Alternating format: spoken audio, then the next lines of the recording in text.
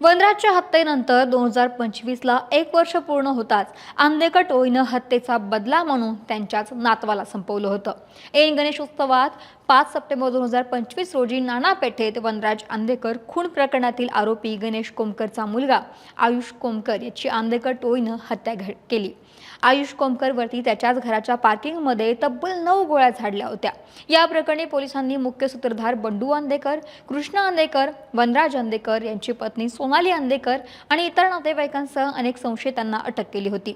आंदेकरांचं संपूर्ण कुटुंब या हत्येप्रकरणी तुरुंगात आहे, पण तुरुंगात असले तरी आंदेकर टोळी जेलमधून सूत्र हलवते आणि त्यांच्या टोळीतील इतर सदस्य वनराजच्या हत्येचा बदला घेत असल्याची चर्चा आता सुरू आहे। कारण आयुषच्या हत्येनंतर 2च महिन्यात आंदेकर कोमकर टोळी युद्धाचा भडका उडाला आणि दुसरा बळी गेला।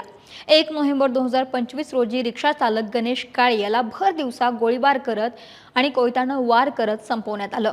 हा गणेश काळे वनराज आंदेकरच्या हत्या प्रकरणातील आरोपी समीर किसन काळे याचा भाऊ होता। या काळे यानं वनराजच्या खुनात वापरलेली पिस्तूल मध्य प्रदेशातून आणली होती, तर तो प्रत्यक्ष वनराज याचा खून करताना होता। त्यानं देखील वनराज यांच्यावरती गोळ्या झाडल्या होत्या, त्यामुळे वनराजच्या हत्येचा बदला त्याच्या आरोपीच्या भावाची हत्या करून घेतला गेला होता। पण आंदेकर एवढ्यावरच थांबले नाही। या 2 खुनांच्या घटनांनंतर सुद्धा आताही तेच घडलं। पुण्याच्या बालाजीनगर परिसरामध्ये भर चौकात गोळीबार करण्यात आला।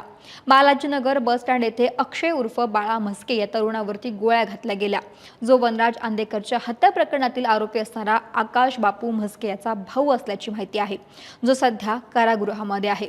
या गोळीबाराच्या घटनेमध्ये आणखीन एक व्यक्ती जखमी आहे, जो सध्या रुग्णालयात त्याच्यावरती उपचार सुरू आहे।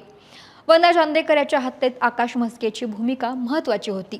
हत्येसाठी लागणारं पिस्तूल त्यानं मध्य प्रदेशातून पुण्यात आणलं होतं।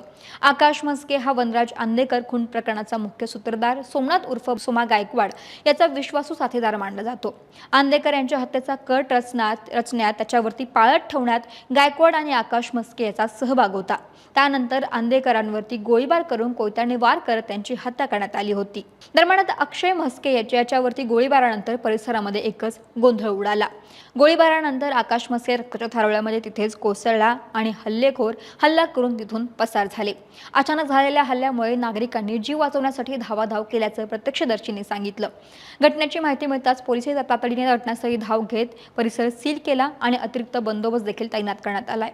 पण वनराज आंदेकरच्या हत्येनंतर संबंधित गँगवॉरमधील हा 4था खून असल्याची माहिती समोर येते। त्यामुळे पुण्यात वाढत्या गुन्हेगारीवरती नियंत्रण ठेवण्यात पोलीस प्रशासन अपयशी ठरत असल्याची टीका आता होते।